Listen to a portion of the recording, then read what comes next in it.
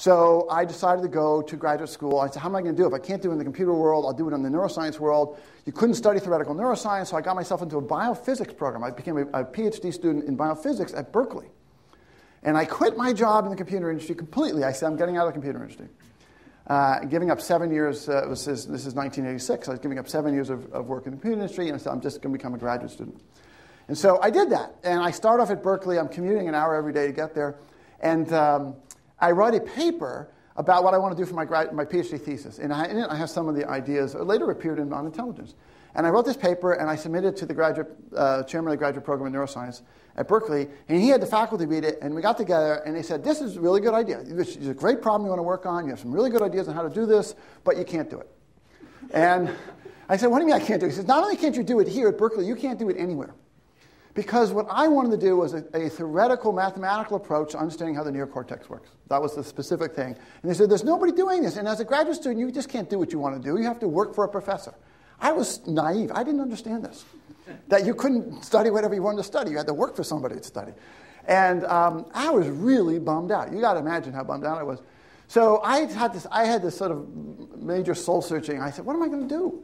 I'm reading. So I started spending all my time in the library at Berkeley just reading science papers. This is before the internet, of course. So if you want to read papers, you got to go to the library. And I had a big bill on my photocopy card, and I was reading all these science papers. And I said, look, I got to do something else here. So I said, well, what I'm going to do, I put a plan in place that I've been playing out now for over 20 years. The plan was I'm going to go back to work in the computer industry, and I will do 4 things.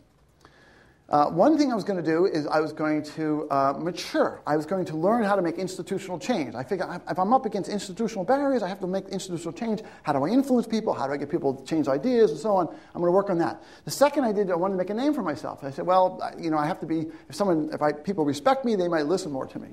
The third thing I wanted to do is I wanted to make some money because I needed to afford to be able to be a student again. I was starting to have a family, and I said, in the future, I may have to pay for my own research. I may have to do various things. I don't know what that's going to be. It's going to take some cash. And the last thing I said, well, the neuroscience community would mature. And so that was great. Now, again, I'm not thinking like being an entrepreneur. I'm not thinking this at all. I'm just going to go back in the computer industry.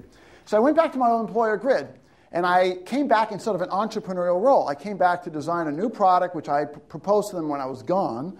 And I brought some intellectual property with me, so I had a special licensing deal. That was the way I was going to make some extra cash. And I went and created what was the first tablet computer. It was called the GridPad. And I learned to manage a team of people. And this all went great. It went just on plan. Everything sort of worked out well. I became fairly well known in the computing industry. We talked at a lot of conferences.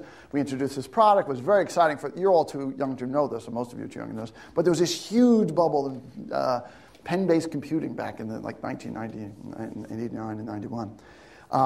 And so I was in the middle of all that.